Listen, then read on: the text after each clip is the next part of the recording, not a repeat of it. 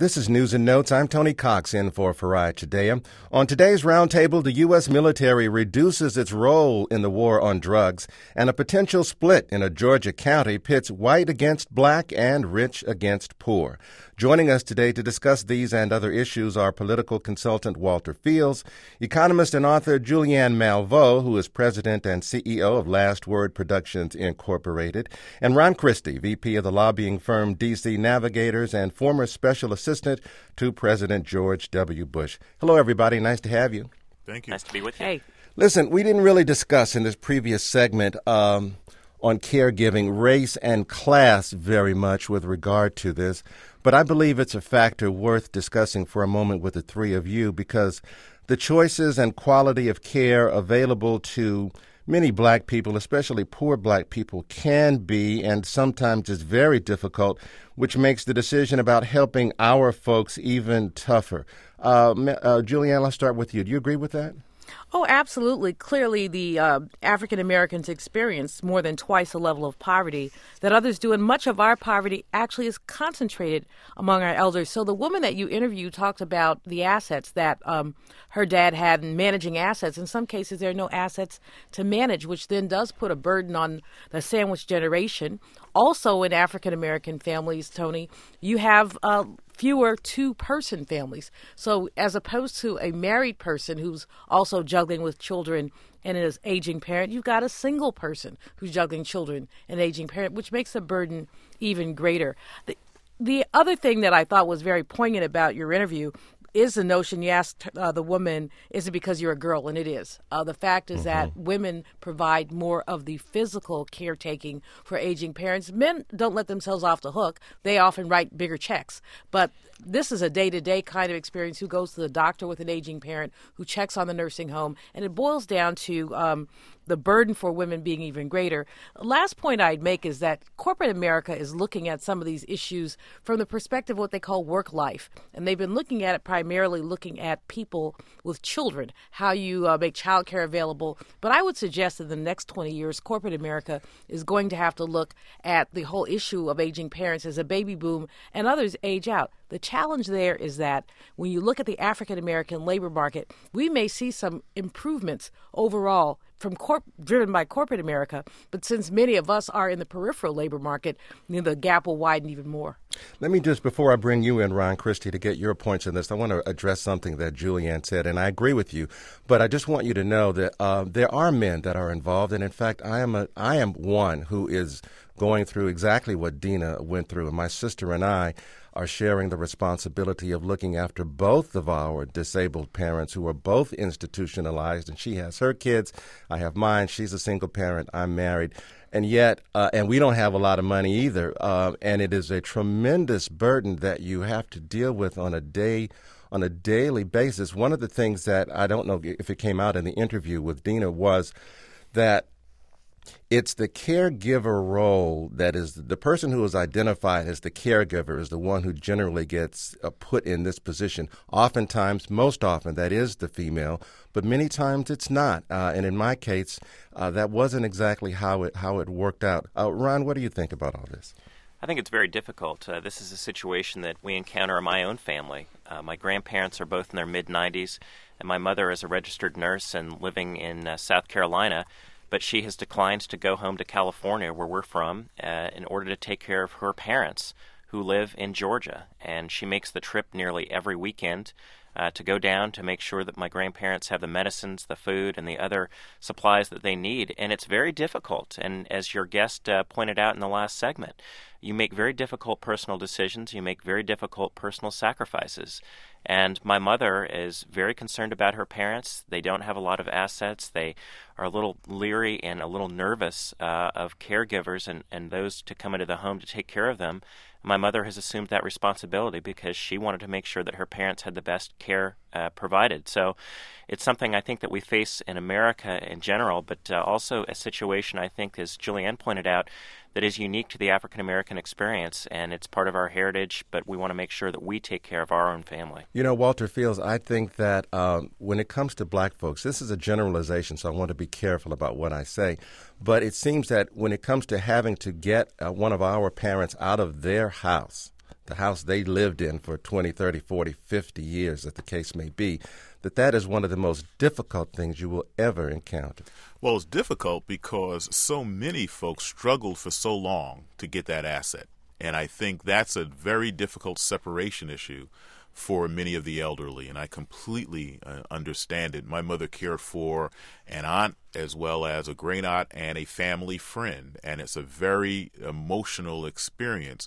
I think the intensity of need in the Black community is greater because many of these individuals, once they become of a senior citizen age, they didn't have great health care to begin with. Mm-hmm. And so you sort of see the tracking of poor health care throughout their lives. So by the time they reach their twilight years, the intensity of need is so much greater. And I think our community does have a history of embracing, and not just family members, because that's one thing that I learned through watching my mother. We often care for individuals who are close to us, who aren't blood relatives. That's true. But we feel compelled that because no one else is there, we have to step in. And I think the need is just tremendous in our community. One last thing I want to ask on this, I want to direct it to you, Julianne, and that is choosing between your parents and your children when it comes to your time.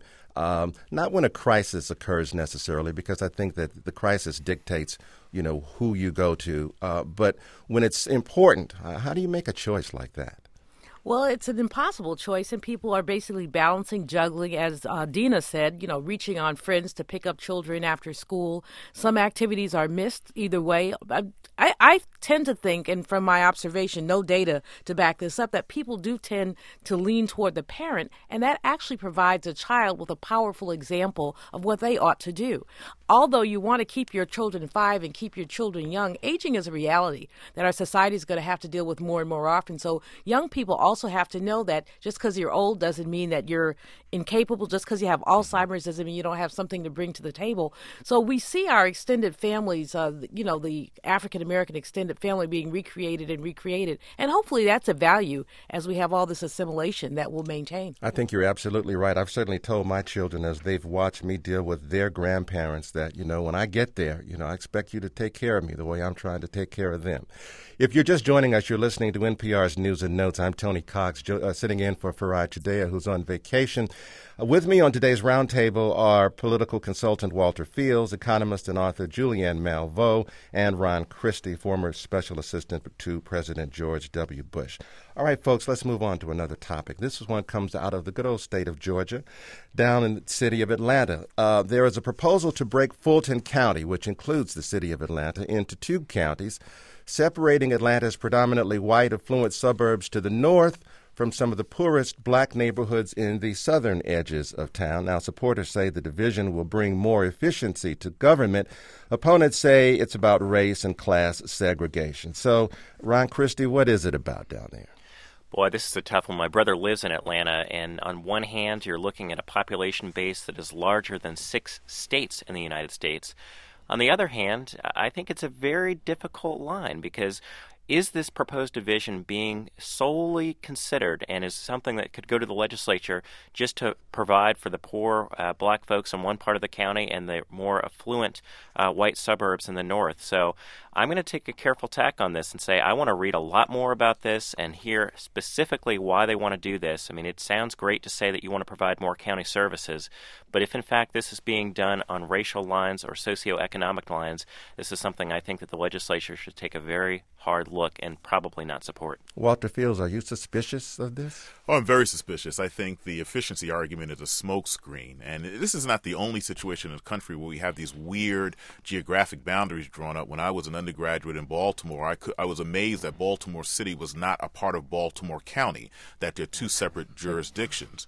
So I think across the country we have some of these strange geographic arrangements. But what's really interesting is that I think the folks in Milton County, so-called Milton County, really underestimate the importance of the city of Atlanta. and a central city in particular. I think if this happens, they're going to be surprised to find out that much of their wealth is driven by the fact that you have this major central city, which is an economic engine for the region, and that they're fooling themselves to believe that by creating this division somehow or another, they're going to be better off. Across the country, I think in some states, people are beginning to realize the importance of central cities again as economic engines. And I think if this goes through, the new Milton County is going to be shocked to find that everything in Atlanta that they consider to be bad, most of it is good for their own economic well-being. Well, Julianne, I must say, when I first read about this, I was curious as to whether or not the area known as Buckhead would be included in this new Milton County. For people who are not familiar with Atlanta, Buckhead is sort of a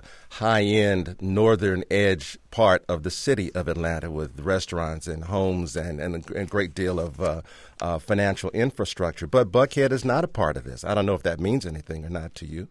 Well, Buckhead leaders, lots of friends in Atlanta have been calling people to find out a bit about this, but Buckhead leaders seem to be split about this. If you ride out Peachtree in Atlanta, you just ride right into Buckhead, so it's not like Alpharetta, where you drive 40 miles, or 40 minutes rather, to get from downtown Atlanta to Alpharetta. So Buckhead really is contiguous to Atlanta, and the argument that Walter made is probably most pointed when you talk about a place like a Buckhead. I mean, Walter is exactly right. People aren't looking at what they get from cities. They're just simply looking at what they give. They're not looking at the agglomeration economies that cities bring to the region. And I would posit that given MARTA, the transportation system, and other things, if Milton County, so-called Milton County, it's almost like the Confederacy or something. If Milton County were to succeed, you almost have to create several regional bodies to deal with things like water and transportation and other things. So while you think you're becoming more efficient, you may actually become more inefficient.